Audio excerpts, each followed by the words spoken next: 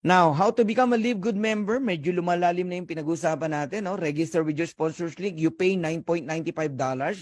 Yan talagang membership natin. Yung $40, one time lang yon. No? Sa buong buhay mo, hindi ka na uulit ng $40.